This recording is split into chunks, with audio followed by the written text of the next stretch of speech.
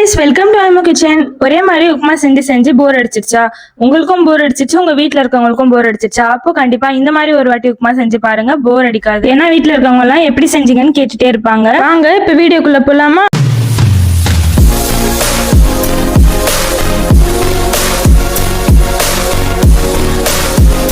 நம்ம channel first time பாக்குறீங்கன்னா மறக்காம சப்ஸ்கிரைப் பண்ணிக்கோங்க. இப்போ வாங்க வீடியோக்குள்ள போலாம். இது வந்து நாகா சூஜி டபுள் ரோஸ்டட் ரவா எடுத்திருக்கேன் நான். இதுல வந்து நம்ம ஸ்வீட்டும் பண்ணலாம், ரவை உப்புமாவும் பண்ணலாம். இப்போ நான் எடுத்திருக்க எல்லா ரவையுமே வந்து இந்த நெய் போட்டு நான் வந்து வறுத்து எடுத்துக்க போறேன். ஆனா நம்ம உப்புமா செய்யறதுக்கு ஃபுல்லாவே யூஸ் பண்ண போறது கிடையாது. இது வந்து இன்னொரு ஒரு டிப்ஸுங்க. திடீர்னு வந்து கெஸ்ட் வந்துட்டாங்க, அப்போ வந்து உங்களுக்கு கேசரி செய்யணும் அப்படின்னு இருக்கப்போ நம்ம வந்து அப்போ எதுவுமே பண்ணிட்டு இருக்க முடியாதுல்ல. அதனால நான் முன்னே வந்து இந்த பாக்கெட்ல இருக்க ஃபுல்லாத்தையும் நெய்ல வறுத்து வச்சுக்க போறேன். ரவையை வந்து இந்த மாதிரி வறுத்து எடுத்து நம்ம என்ன பண்ணணும்னா ஏர்டைட் கண்டெய்னர்ல போட்டுட்டு ஃப்ரிட்ஜில் வச்சுட்டோம்னா வண்டெல்லாம் நம்மளுக்கு எதுவுமே வராது. எப்போ வேணாலும் நம்ம எடுத்து இதில் செய்யற மாதிரி ரெடியா இருக்கும். இதுல வந்து நான் ஒரு டைப் ஆஃப் உப்புமா வந்து போட்டிருக்கேன் ஆல்ரெடி, பெருகு உப்புமா அப்படின்னு சொல்லுவாங்க. அது வந்து பட்டர் மில்க் வந்து நம்ம சேர்த்து ஒரு உப்புமா பண்ற மாதிரி சூப்பரா இருக்கும். அந்த டேஸ்ட்டும் ரொம்ப ப்ரோபயோட்டிக், கட் ஃப்ரெண்ட்லி, ஹெல்த்தியும் கூட. நீங்க கண்டிப்பா ட்ரை பண்ணி பாருங்க. நான் அதோடைய லிங்க்கும் வந்து டிஸ்கிரிப்ஷன்ல ஆட் பண்ணி வைக்கிறேன் உங்களுக்கு. இது பாத்தீங்களா, கையில வந்து அந்த ஹீட் தாங்குற அளவுக்கு சூடு இருந்தா போதும். இப்போ நம்ம இதை வந்து பிளேட்ல அப்படியே டிரான்ஸ்ஃபர் பண்ணிக்கலாம். ஸ்கிப் பண்ணாம ஃபுல்லா பார்த்தா தான் உங்களுக்கு தெரியும். நான் இதுல வந்து முக்கியமான ஒரு இன்கிரீடியன்ட் சேர்த்து இந்த உப்புமா வந்து செய்ய போறேன். இப்போ இந்த பாத்திரத்தில் நம்ம வந்து ஃபஸ்ட்டு எண்ணெய் சேர்த்துக்கலாம். நல்லா சூடாயிடுச்சு. இப்போ வந்து கடுகு உளுந்து வந்து நம்ம ஒரு டேபிள் ஸ்பூன் சேர்த்துருக்கோம். முழு உளுந்து ஒரு டேபிள் ஸ்பூன், கடலைப்பருப்பு ஒரு டேபிள் ஸ்பூன். இப்போ உங்களுக்கு கூடவே முந்திரி சேர்க்கணுன்னாலும் நீங்கள் வந்து உடச்சும் சேர்த்துக்கலாம், இல்லை முழுசாகவும் சேர்த்துக்கலாம். ஏன்னா நான் வந்து மார்னிங் பிரேக்ஃபாஸ்ட்டு நான் சேர்த்துக்கல. இப்போ இது நல்லா பொரிஞ்சு வந்துருச்சு இல்லையா? இப்போ தான் வந்து நம்ம பச்சை மிளகாயை வந்து கட் பண்ணி போட்டுக்கிறோம். காஞ்ச மிளகா அதையும் வந்து குட்டி குட்டியாக வெட்டி போட்டிருக்கோம். இப்போதான் நம்மளுடைய முக்கியமான இன்க்ரீடியன்ட் வந்து வரப்போகுது கொஞ்ச நேரத்தில். இது வந்து ஒயிட் வெங்காயம். நான் வந்து இதை ஃபுல் பெரிய வெங்காயத்தை வந்து பாதி எடுத்து அது இதில் சேர்த்துருக்கேன். இது கூடவே நம்ம வந்து கருவேப்பிலையும் சேர்த்துக்கலாம். இந்த இஞ்சி தான் வந்து மா இஞ்சின்னு சொல்லுவாங்க. இது வந்து நிறைய டிபார்ட்மெண்ட் ஸ்டோர்ஸு, சூப்பர் மார்க்கெட்ஸ்லாம் வந்து உங்களுக்கு கிடைக்கும். கண்டிப்பாக விசிட் பண்ணிங்கன்னா இந்த இஞ்சியை வந்து வாங்கி நீங்கள் ட்ரை பண்ணி பாருங்கள். அது மட்டும் இல்லைங்க, இது வந்து பொங்கல் டைமில் மட்டும்தான் கிடைக்கும். வேறு எந்த டைம்லையும் உங்களுக்கு அந்த அளவுக்கு அவைலபிலிட்டி இருக்காது. இப்போ இதை வந்து நான் தோல் எடுத்து கியூப்ஸாக வந்து இதில் சேர்த்துருக்கேன். நீங்கள் அப்படி துருவி சேர்க்குறதுனாலும் சேர்த்துக்கலாம். அதுக்கப்புறம் இது வந்து கல்லீரலுக்கும் வந்து ரொம்ப நல்லதுங்க. கல்லீரலை வந்து இதம் தரும் அப்படின்னு சொல்லுவாங்க. இந்த மா இஞ்சி வச்சு நம்ம வந்து தொக்கம் செய்யலாம். இந்த வீடியோவும் நான் வந்து உங்களுக்கு கண்டிப்பாக போஸ்ட் பண்ணுவேன். குழம்பு கூட நம்ம செய்யலாம் இதை யூஸ் பண்ணி, இந்த இஞ்சி யூஸ் பண்ணி.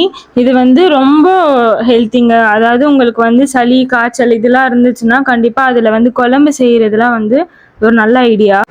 இப்போ நம்மளுக்கு வெங்காயம், இஞ்சி எல்லாமே வந்து சூப்பராக வதங்கிடுச்சு. இப்போ அதுக்கு தேவையான அளவுக்கு கல்லுப்பும் நம்ம சேர்த்துக்கலாம். யாருக்கெல்லாம் வந்து மா இஞ்சினா என்னன்னு தெரியும், இதுக்கு முன்னாடி நீங்கள் செஞ்சுருக்கீங்களான்னு எனக்கு மறக்காமல் கமெண்ட் பண்ணுங்க. இப்போ பாருங்க, நான் வந்து அளவு சொல்கிறேன். இது வந்து ஒரு கிளாஸ் அளவு, எல்லார் வீட்லேயும் இருக்க ஒரு குட்டி கிளாஸ் அளவுக்கு நான் வந்து இது வந்து ஒரு கிளாஸ் ரவை வந்து போட்டுக்கிட்டேன். இப்போ வந்து இன்னொரு ஒரு கிளாஸ் வந்து பாதி கிளாஸ் அளவுக்கு நான் வந்து ரவை சேர்த்துக்கிறேன். இது வந்து நாங்கள் வந்து 3 பேர் சாப்பிட்றதுக்கான அளவு நான் இப்போ சொல்லியிருக்கேன். இந்த தண்ணி அளவும் நான் சொல்கிறேன் பாருங்க. ஒரு கிளாஸுக்கு 3 பங்கு தண்ணி, அப்போ 1.5 கிளாஸுக்கு 4.5 பங்கு தண்ணி வந்து நீங்கள் சேர்த்துக்கிற மாதிரி இருக்கும். நல்லா ஒன்று போல் கைவிடாமல் வந்து நல்லா கலரி விட்டுருக்கோங்க. அப்போ தான் எல்லா பக்கமும் இந்த ஆனியனு, பச்சை மிளகா எல்லாமே வந்து கோட் ஆகி சூப்பராக வரணும். இப்போ நான் தண்ணி கிளாஸ் அளவு சொன்னால அது வந்து நான் என்னோட கெட்டலில் தான் வந்து சுடு தண்ணி வச்சுருக்கேன். இப்போ அதை வந்து நம்ம இதில் சேர்த்துக்க போகிறோம். பிகினர்ஸ்லாம் வந்து கொஞ்சம் பார்த்து ஊற்றிக்கோங்க, ஏன்னா கையிலலாம் தெரிக்கும். அதுக்கப்புறம் இது வந்து தண்ணி அளவு ரொம்ப அதிகமாக இருக்குன்னு நீங்கள் வந்து நினைக்க வேண்டாம். இது வந்து நல்லா தண்ணி குடிக்கும். அதாவது இந்த ரவை வந்து சூப்பராக தண்ணி குடிக்கும். உங்களுக்கு தெரியுமான்னு தெரில, இந்த நார்த் இண்டியன்ஸ்லாம் என்ன பண்ணுவாங்கன்னா அவங்களுக்கு வந்து ரொம்ப டீஹைட்ரேட் ஆகிடக்கூடாது அப்படின்றதுக்காக அவங்க நோன்பு வச்சாலே அவங்க வந்து இந்த ரவையை வந்து இந்த மாதிரி செஞ்சு எடுத்துப்பாங்க.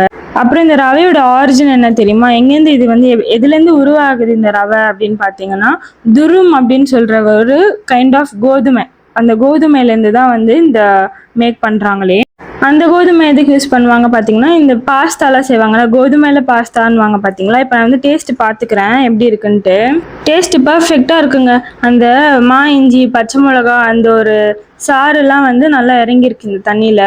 இப்போ வந்து இது நல்லா கொதிச்சு வரணும். அதுக்கு வந்து நம்ம கொஞ்ச நேரம் க்ளோஸ் பண்ணி வச்சிடலாம். வாவ், பார்த்தீங்களா செம்மையாக இருக்குல்ல? எவ்வளோ உதிரி உதிரியாக சூப்பராக ரெடியாக இருக்குன்னு பார்த்தீங்களா? இந்த வீடியோ பிடிச்சிருந்தா மறக்காமல் லைக் பண்ணுங்கள், ஷேர் பண்ணுங்கள், சப்ஸ்கிரைப் பண்ணுங்கள்.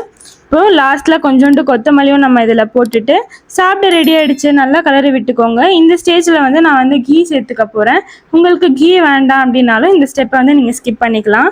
நல்லா இப்போ வந்து மிக்ஸ் பண்ணிக்கணும். நம்ம அந்த கீ வந்து எல்லா பக்கமும் கோட் ஆகிற மாதிரி நல்லா ஆவி பறக்க சுட சுட சாப்பிட்டோன்னா அல்டிமேட்டாக இருக்குங்க.